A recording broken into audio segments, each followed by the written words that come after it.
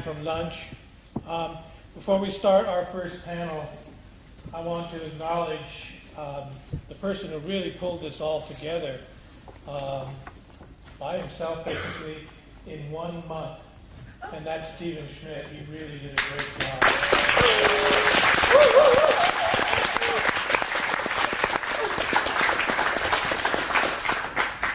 And we decided on these 3 panels because they really do seem to fit in a circle. I think we're all here because we've had in the past, or we had some kind of experience, practice, that sparked an interest in going into something more powerful, divine, deeper, whatever word you want to use. That led us to wanting to investigate that, to inquire into it. That led to research. And then we thought, I want to teach this. So we taught. And out of teaching, we had more experiences in practice. And it's become this circle of practice, research, teach, practice, research, and teach. So those are the themes of the 3 panels. This is our first panel on transpersonal education. They will introduce themselves, so I'm just going to let them take it off. Thank you.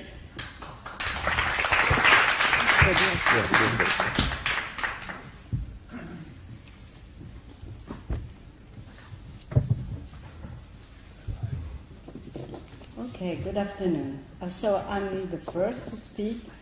So my name is Bernadette Blin, for those who were not here this morning. I am the president of Eurotas, but this is not the reason why I'm talking this afternoon.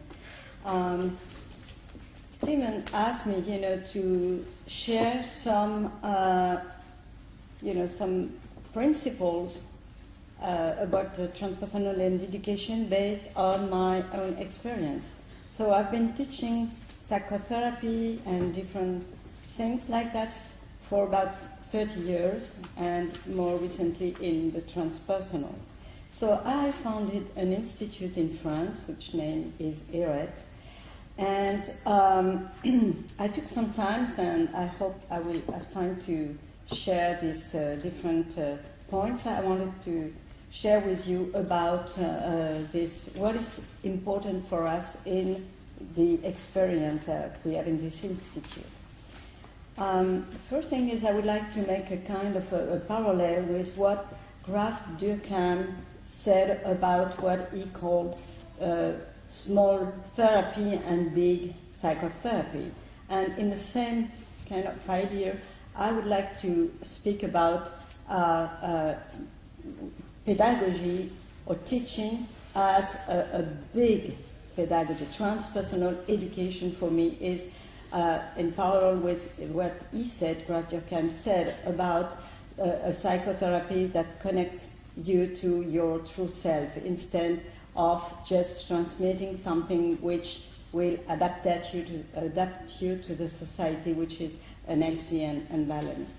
So for me, transpersonal education has to also connect you, to this higher self, to this transcendence. One point, so I try to go very fast. So the first point I want to mention is the importance of experiential dimension.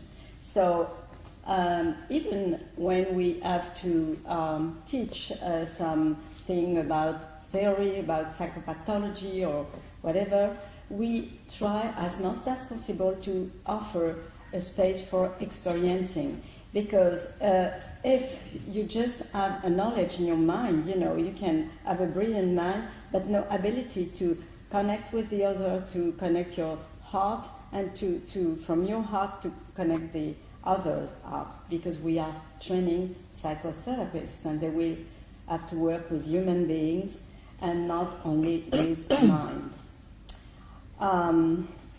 So the experience is a way of, integrating the knowledge and theories or any type of teaching we want to give them.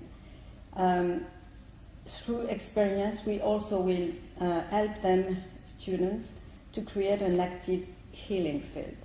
And this comes from experience and also from the body, because the body is the vehicle through which our experiences happen. I think that personally, that transpersonal without a body, if I can say that, will stay superficial and an illusion. So it's very important that people, when they enter and when they develop transpersonal experiences, education, they also are grounded. So we will never teach anything without taking the body into account. And we, in this institute, we ask people to have a body practice besides the teaching. It can be yoga, tai chi, or whatever, but this is very important. And also, the body is important as a place of listening. I mean, it's listening from your body, like a radar, which will catch, the information from the people in front of you, and also from the relationship, from the field that we both created. So it's the same thing in a class than it can be in a psychotherapeutic session. We can learn how to use our body, as an informational space. Another point is our transpersonal pedagogy teaches what I would say a two-track vision. One is focused on the academic knowledge, and this is important, as we know, but if there is not the other side, it will be not relevant. And the other vision, the other track, is opening the non-ordinary level of consciousness, or what's called this morning holotropic states of consciousness. So I will not develop this part because we have heard about this. Another of our teaching priority is also based on developing students' creativity, and that's also an important part. We don't just give knowledge and expertise, but we want to help them to open up to or to reconnect with their own creativity and innovation. And as trainers, we really believe in the students' inner potential. And we are not only in contact with their personality and their facade, but also with their soul and their inner being. And this is important because this is what they will be invited to do with their future clients. Not only seeing what they are, but also reflecting on who they are. Another point is in a transpersonal education, it's not only, as I said, about knowledge or know-how, how to do, but also how to be. And there is an important part of the teaching which is focused on, the how you are, your inner being, and that's terrible. Okay, no. Oh no, I prepare the other side. Searches on the other side. 30 you say seconds. so. Which side would you So, like? no.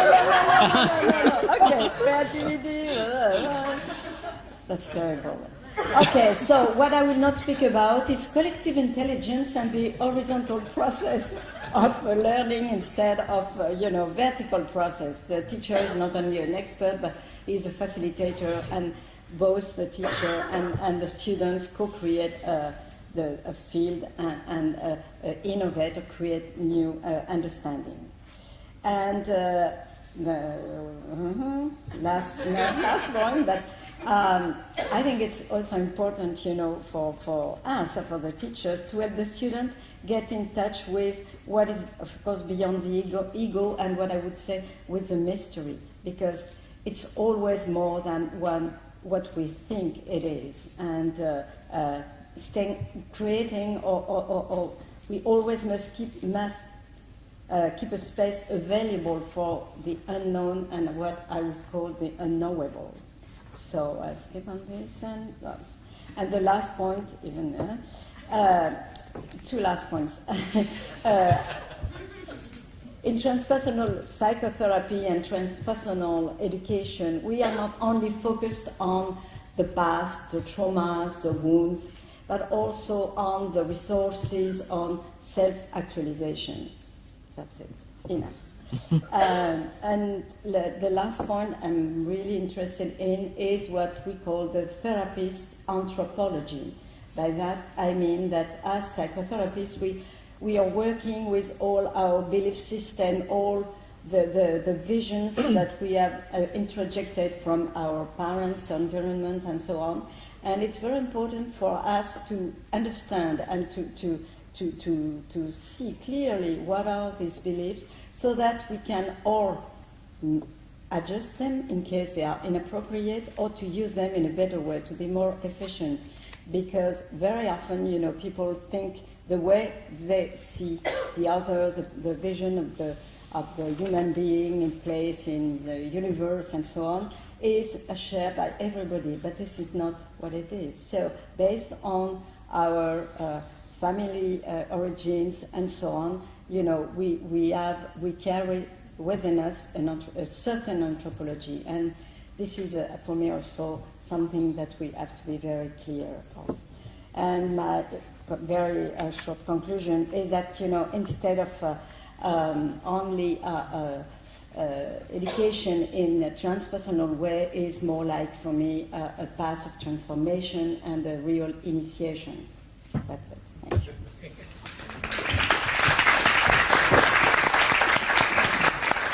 Go ahead. Good luck.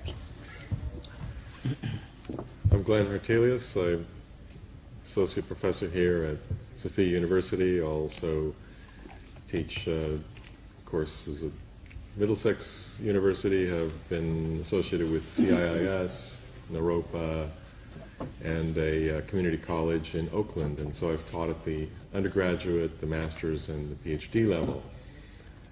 And the thing that stands out to me about where transpersonal can contribute to education is really at the core of its expertise. The ability, the interest in different states of mind, and how to define them and how to use them is at the heart of transpersonal psychology. And I was talking about this at home last night with my wife, and since I have learned to footnote, I have to reference her and say that she just fed back to me exactly, yes, that's it, that's right. And that when transpersonal psychology started, it was really about altered states for transcendental purposes. But now it can also use that same expertise for states that are very much about being here and about optimal functioning, about doing what we do in the world and doing it better. Focus, concentration, attention, relaxation, presence, empathy, all of these things have to do with how you shift your way of being. The work that I do with attention looks at attention in a different way. It looks at it more in a transpersonal way. Attention, in our normal way of thinking, attention is, if you say, where is your attention? You say, well, my attention is on such and such. And what we're doing is we're pointing out where the attention is going. But we're not paying attention, we're not noticing where the attention is coming from. And when we look at where the attention is coming from, and we begin the process of feeling that aspect of the mind, and then being able to move ourselves out of that normal cognitive head-based state that only looks at the mind as content, that only looks at the mind as cognition, then we begin to be able to feel our own presence and where we are. As we do that, it becomes possible to shift the mind, to come quickly out of that state of busy mind into a quiet and focused place. I've used this with students from the undergraduate to the graduate level with good results. And the thing is, because the transpersonal deals with the whole person, It doesn't just deal with the mind that is up here. As Bernadette said, the body is also an informational space. But not just sitting in the head and getting information from the body, but actually inhabiting the body. Not just acknowledging the whole person, but being the whole person. And that opens the ability to understand and describe what it is to focus the mind, what it is to get into a state of quiet concentration, what it is to get into a state of mindful meditation, not just for the sake of evolution or for the sake of achieving contact with something transcendent, but for the sake of being able to show up, study, comprehend, perceive, be present with another person, hold a room. All of those things are aspects that a more whole-bodied, embodied, transpersonal approach opens. So I think that the basic skill set, the basic interest of transpersonal psychology is very applicable, and that as we turn and begin to do research on these kinds of things, and I very much enjoyed the presentations this morning, and one of the good things about transpersonal is it allows for diversity. And I'm actually of the position that what we bring to science is actually of benefit to science. In other words, we're bringing a different way of analyzing. We're bringing the ability to study things that can't be studied from ordinary presuppositions. And as we do that, we can actually contribute to where science is going. There's a sense in which, as was noted this morning, transpersonal field was well ahead of the curve on a number of important areas that are just coming to the fore now. And it's true that these were not popular within mainstream for a long time, but mainstream is coming around. And I think that we have a lot to offer by owning both the traditional topics that we have and bringing them in empirical work and doing the research that is necessary to make those topics relevant and within a frame that is uniquely transpersonal. Thank you.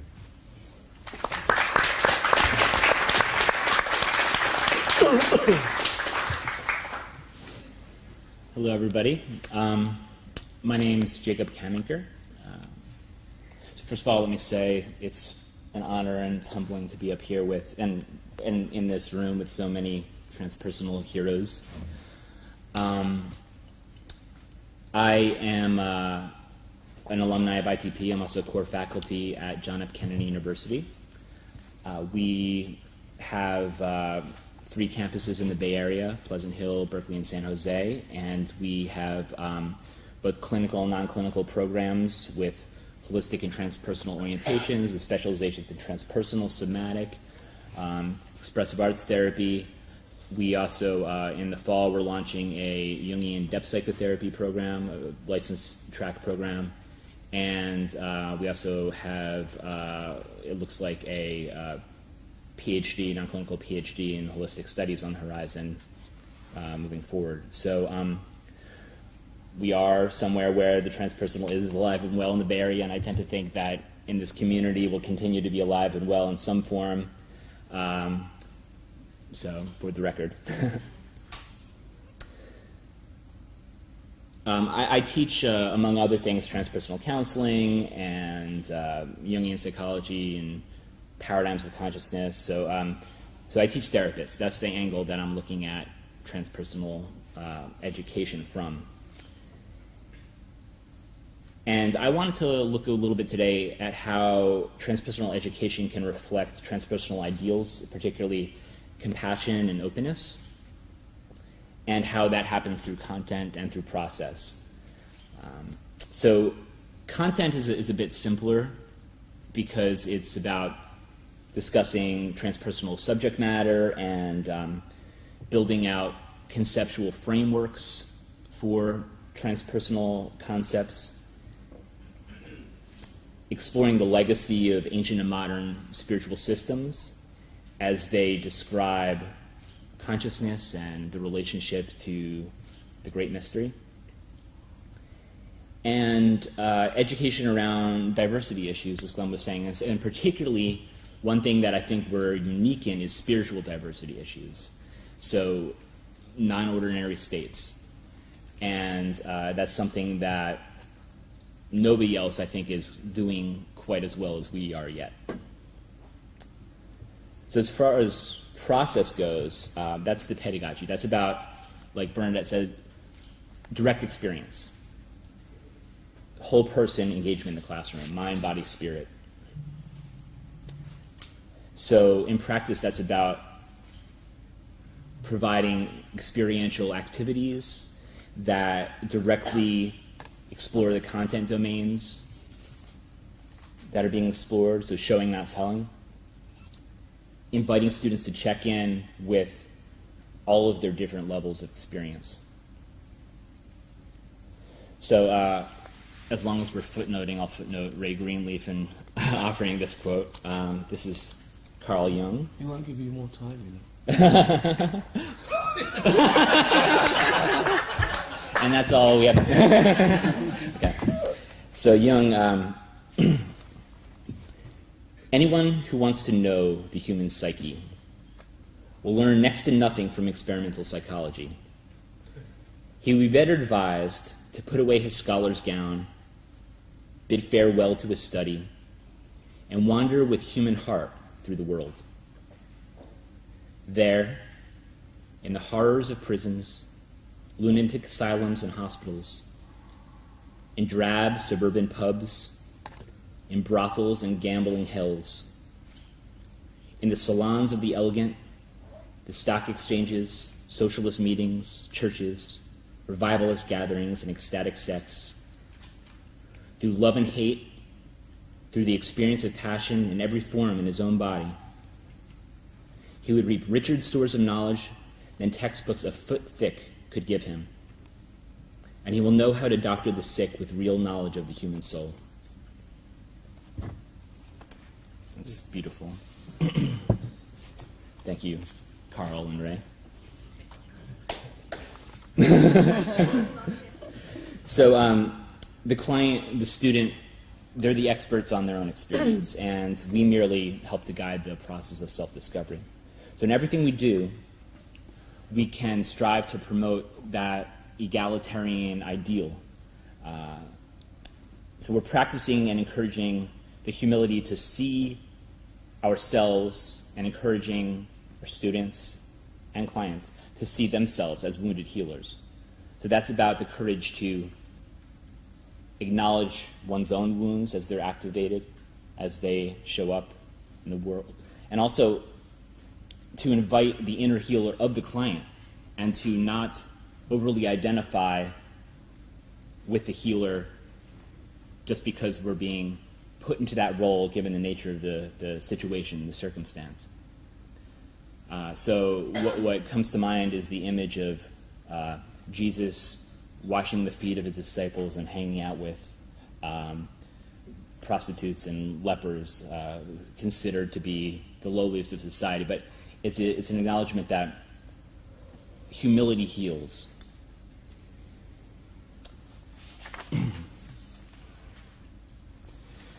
So it's an attitude towards training empathy. And transpersonal educators can practice and model these ideals. So James Hillman says that psychotherapy has set itself up as helping or pacifying the disturbed, but he calls this a progressivist fantasy, and that the idea that we'll make things better, easier, softer, more dealable, or copable. But sometimes the psyche upsets us in order to go further. So healing comes from the openness and acceptance to the whole range of human experience, from the traumatic to the transpersonal. And that transpersonal education in my opinion, should strive to not only teach but practice from that belief that we're all in this human experience together, and we're all bravely facing the unknown. So.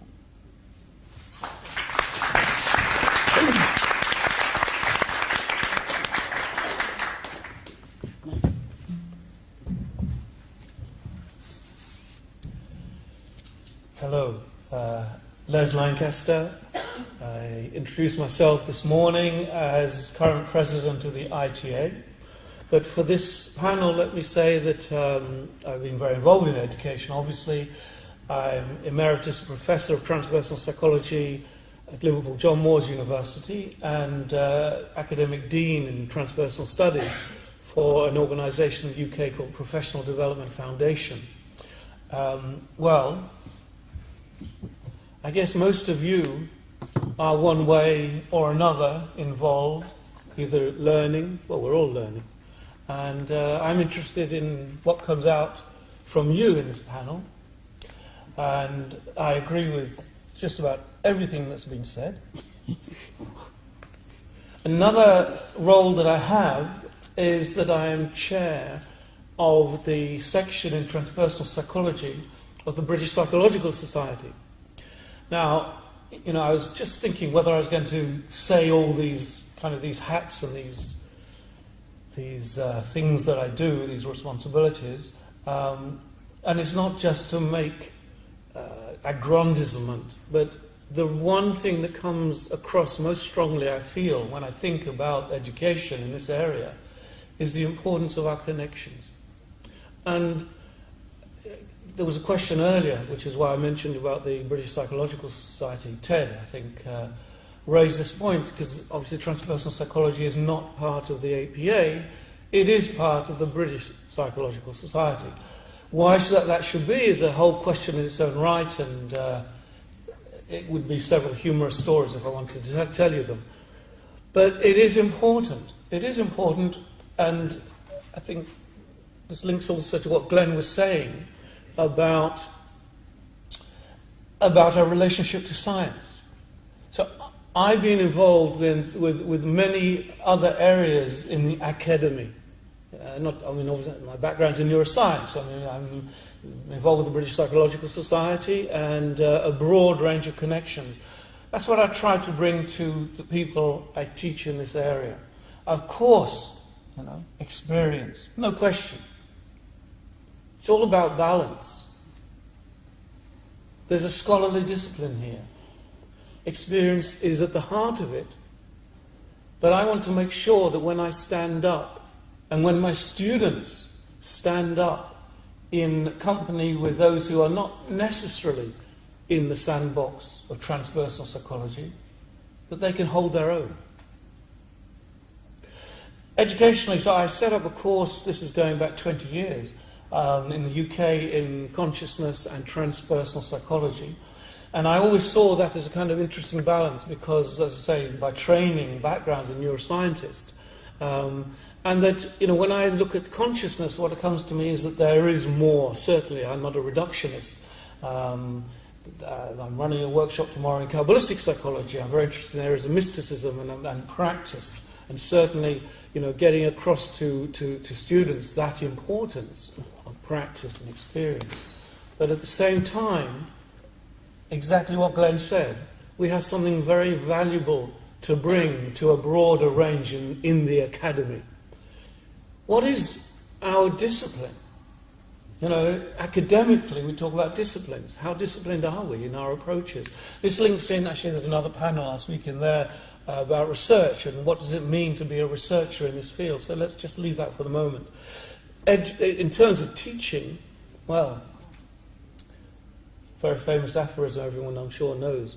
What I learned some from my teachers, I learned more from my fellows, I learned most from my pupils. It's very true, and in my heart I am a teacher. I currently am running a course which is based in the UK, but it's online, so it's global. It's focusing on professional development, bringing in transpersonal psychology most strongly. What's that about? Why is it focusing on professional development? Because I want to see the insights and the values in transpersonal psychology in the world, in the professional arena.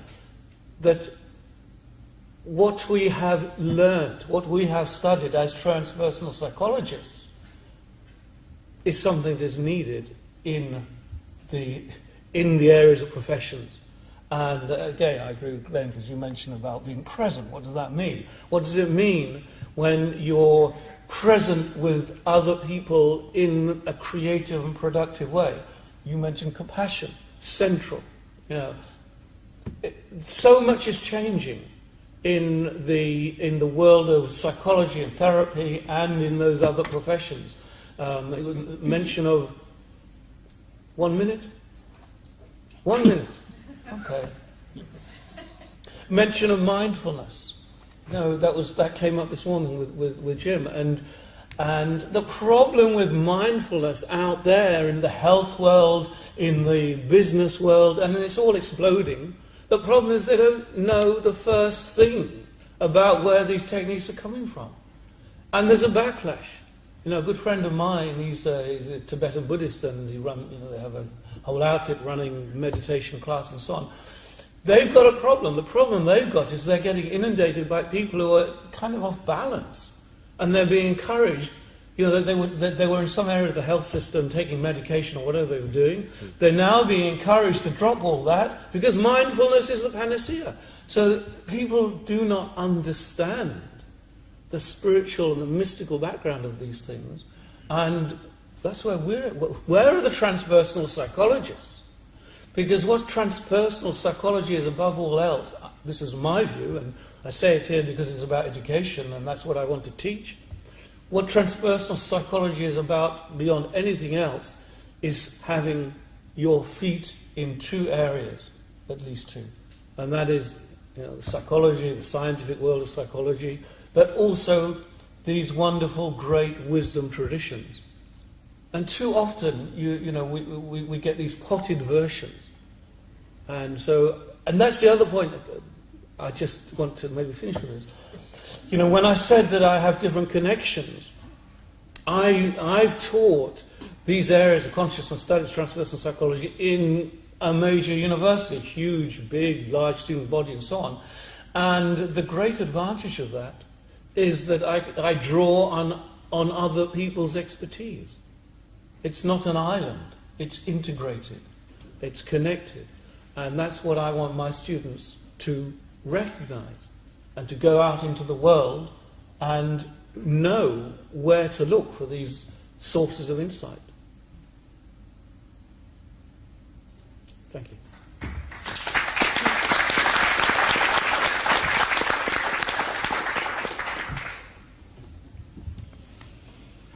My name is Ingrida Indane, and I come from Latvia. It's an eastern country near Baltic Sea, far away, just 1 square centimeter on the map, but very strong country, believe me. And I'm very proud that I'm here and I can represent my country here. I'm also Eurotas board member, and also the board director of Latvian Transpersonal Association of Psychology and Psychotherapy. Last year, in the end of last year, we founded our first education enterprise. It's Latvian Transpersonal Education Institute, and this is first such kind of education enterprise in Latvia. So just now we are preparing our first program. It will be a 4-year vocational program, and we hope to begin it in the beginning of next year. So, but I would like to share a little bit with you how we got so far. So, when I was a teenager myself, and if somebody asked me, if you had lots of millions of dollars, what would you do? And my answer was, I would change the education system. make it more spiritual, more opened, especially because I grew up in a Soviet country and everything was under Soviet rules, under the rules of Communist Party. My greatest dream was to get internal and external freedom to be happy. I was a rebel, a dissident. And I wanted really to study psychology, but my mother warned me that she told me don't do it because you will have to serve the communist regime in this case. And she was true. So I took the second choice and I went to study in Arts Academy. And I studied visual arts, painting and arts pedagogy. And I got my master's degree, but then Latvia became free. And so I could realize my first dream. I went to study psychology. In the beginning I was really very happy that at least I can do it.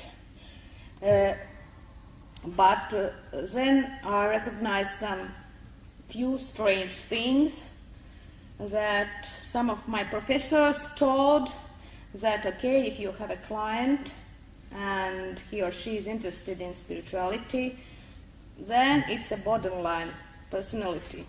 I was really shocked, and not me only one.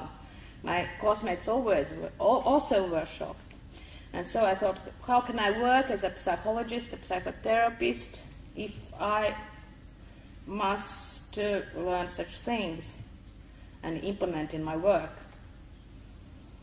And so I was very happy that I met Transpersonal community, and that was about 10 years ago or a little bit more. I started to attend Eurata's conferences, and 2 years ago we even organized Eurata's international conference in Latvia. And the interest in transpersonal items grew more and more, because as I told you, Latvians in their essence, they are transpersonal. Because we have still alive our myths, our fairy tales, very strong magical folk songs. Fairy tales about three levels, the down level, the middle level, upper level. They're traveling between these three levels. And so they just didn't know that they are transpersonal. And so I had worked with myself as well and looked for my spiritual path, and I recognized that it's very, very important. It's a great, great resource for me, for my growth. So, and I can't use it, so it means I was taught in university that. So I found that transpersonal psychotherapy is the best way for me. And so just now we are on the way for our first education institute, as I told you. I hope we'll be successful.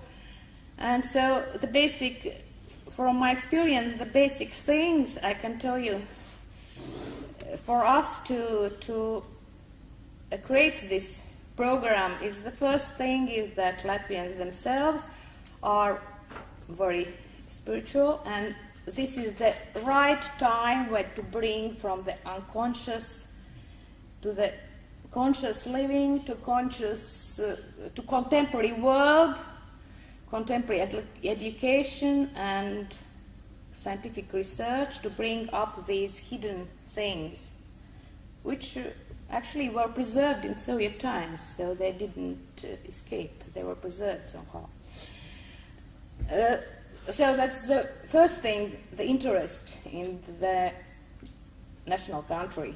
The second thing is, of course, it's international cooperation. Without that, I couldn't start this big project if I hadn't my colleagues in Estonia, in Italy, in France, in Russia, and of course in the United States. So that other thing is cooperation, international cooperation, because only knowing all the things, how the things, the education is developing all over the world, we can find our values of our small national country. And so, returning to my teenager dream, so I didn't get millions and millions of dollars, but instead of that I got wonderful cooperation partners, that's even more maybe. I can't change the education system of the world, but I can start and do a small step in my country. And that's really what I can do in my life, and I'm very happy about this. Thank you that you are.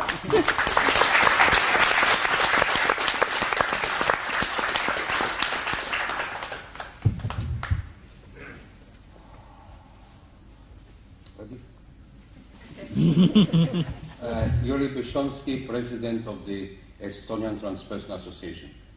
Chapter 1, the problem. When we went to school, how many teachers have touched our soul? How many teachers have touched our heart? 3, 2, or maybe 0. If we go to a school today, any school around the world, and we ask the pupils, do you love school? How many of them will say that they love their school? So I'm asking the teachers, how can you look your pupils in the eyes? Chapter 2, solution.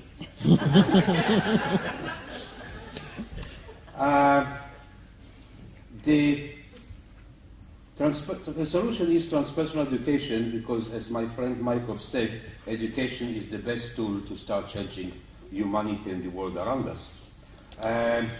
So when transpersonal education starts, the subject of prenatal transpersonal education is only under development. So I'm going to talk with you about kindergarten. I want you to imagine a kindergarten when we're going to teach children to meditate.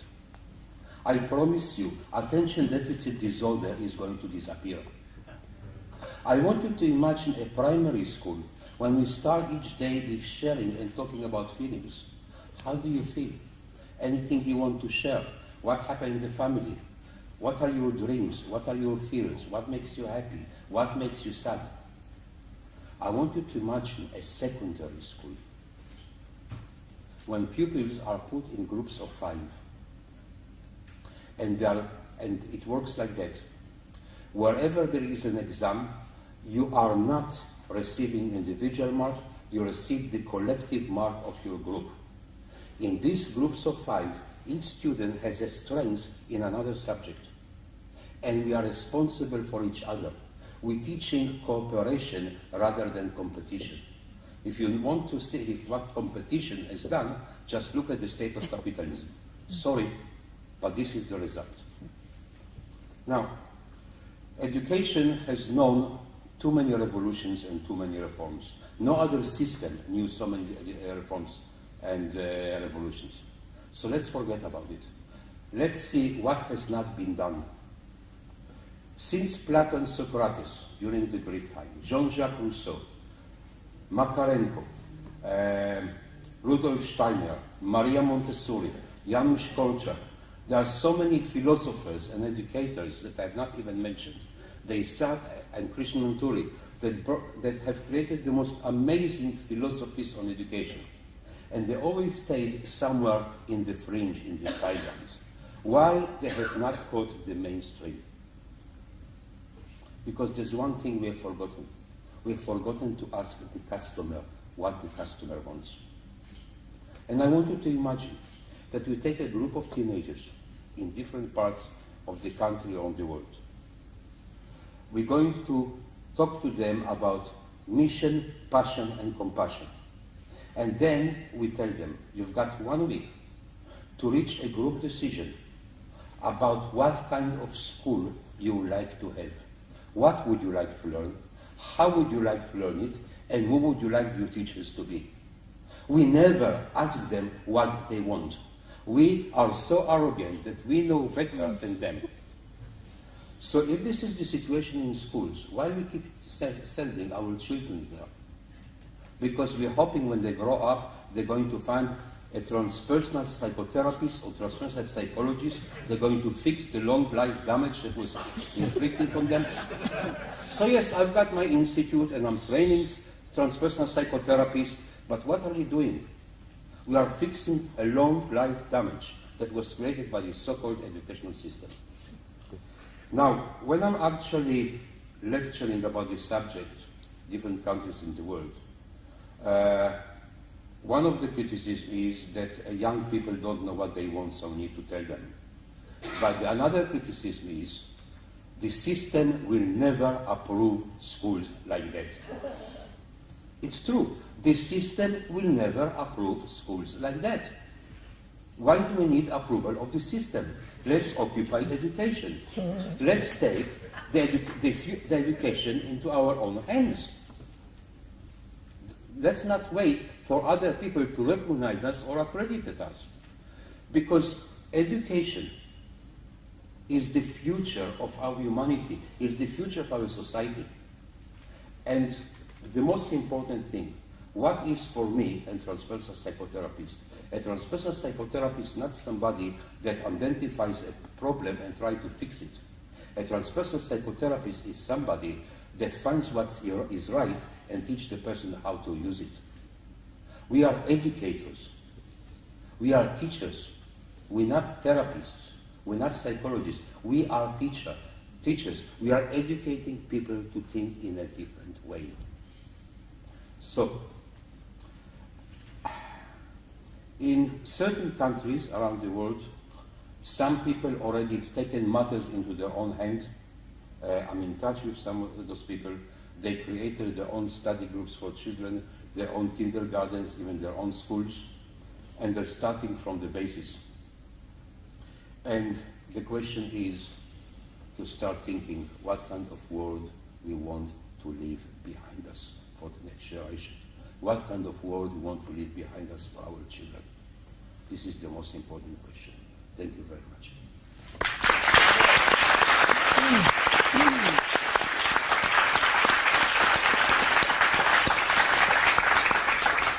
Thank you, panel. We actually have time because they listened to the sign. Skinner was right, okay? We have time for questions. If there's any questions from the audience or any one of the panelists, or if any of the panelists have questions for each other. We actually have a few minutes.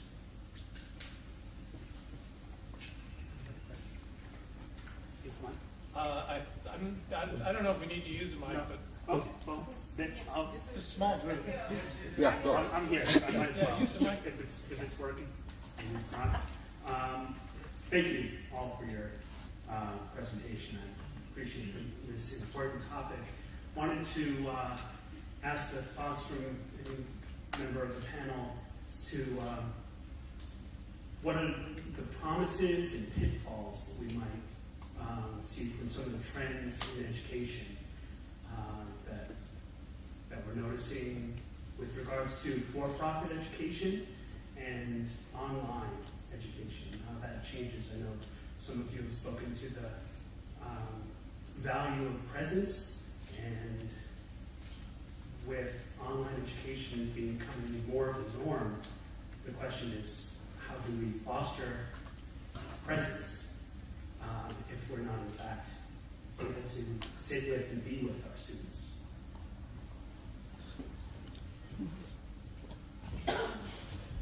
Let me talk to especially the second part of what you were raising. Maybe someone else will come in on the first part. I set up an online program in this area of consciousness, transpersonal psychology. I set that up 15 years ago, and I've been teaching online continually, and I'm still teaching a course online. So it's you can be present with people online. That's the first point. I mean, I understand what you're saying, right? That experience of, that a space transforms in some way. You're present with someone in a group, one-to-one, present face to face. Yeah, I understand what you're talking about, but I want to make the case that there are ways of bringing an equivalent online. And of course, I mean, when I started teaching online, there were more restrictions than we have today. Today, it's really very easy to have webinars or to, through voice systems, to have synchronous activity. Certainly, that can bring present. You can be present with people in diverse countries in this system. And I think it's a creative challenge. Now, the question is, are the downsides as strong as I think you were kind of implying? And of course, we can always, with online education, have meetings. I mean, a summer school or some kind of place where you connect, and that's valuable. But I want to disagree with the basic premise. And there's something else, actually, I will just bring in as well. There are obvious strengths to online education. I mean, obviously, I've got students in Australia, in Canada, and so on. So, obviously, that's the point. You can reach. It's a global. I mean, it's not just a cliche word. We're talking about global programs. And people have working commitments, and they can't make other times. There's lots of strengths in that way. The one thing that I think, and this maybe links into what I was saying earlier. I'll make it quick. Teaching online challenges me to re-examine the balance between experiential and, if you like, more traditional or more scholarly kind of learning. It challenges me to look at that balance. The last thing I would want to say is that experiential work is not important. Of course it is, there's no question about that. But I think that the way that online challenges me to get the academic, the scholarly content up there and available, I think that's a good challenge.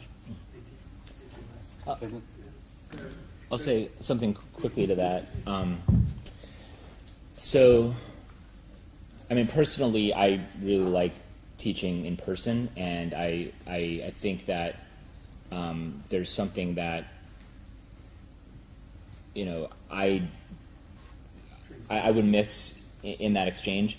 And at the same time, we do have a number of online programs, and there are really interesting technological solutions for the distance, where there are, like our online classrooms have video conferencing and breakout rooms and that sort of thing, where you can really mimic some of the elements of an in-person classroom. And while I don't personally use those modalities, I have colleagues who do, and it's always really interesting to hear about what's on the cutting edge of those educational methods. I have a couple quick points on that also. One is that for me the problem with a for-profit education system is that it is trying to generate efficiency in the denomination of dollars, which is not the denomination of education. With online education, what I find is in person, it's kind of more obvious that I'm able to be present with the students, but with an online education, they are required to be more present with me, because each one of them has to respond, and I get to engage with each one of them individually. Finally, the quality of presence that one brings determines the words that you choose. So it's like you read some authors, you know exactly where they are. I mean, that's one of the powers of poetry, is that when you hear it, the way that the words are put together inducts you into the state of the person who was writing the poetry, so that when you are writing it in an online forum or anywhere else, the quality of presence that you bring to the construction of your words will be conveyed to the person, to those who read. Okay.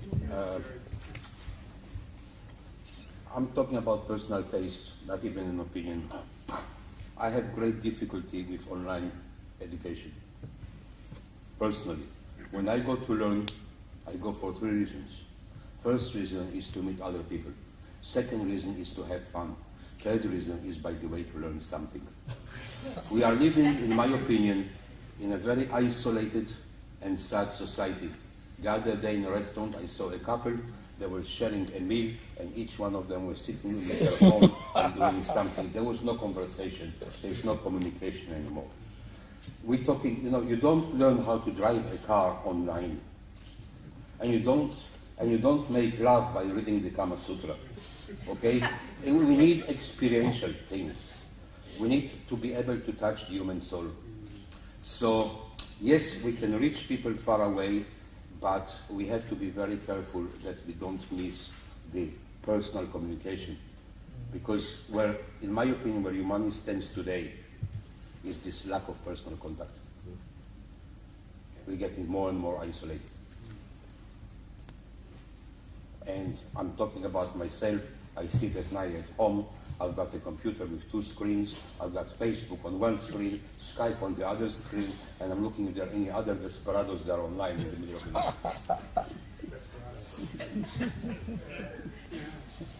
I would like to share a personal experience. I have nothing to say, really. I have no experience with online teaching either side. But 30 years ago, I recorded some guided relaxation CDs, and also I gave radio programs with these guided relaxations. And happened a time, the radio had problems and they had to stop these programs. And I was very surprised that I got many, many letters and testimonies and feedbacks from people telling the main thing that they got from me was, they said, about the quality of my presence. I never met them. I never had any direct feedback with them, and I really was absolutely surprised. This is the only thing I can say, but because I would be a little bit on the US side, but this is what I lived 30 years ago. So. Thank you. Quality of the connection. Thank you. So, thank you, education panel.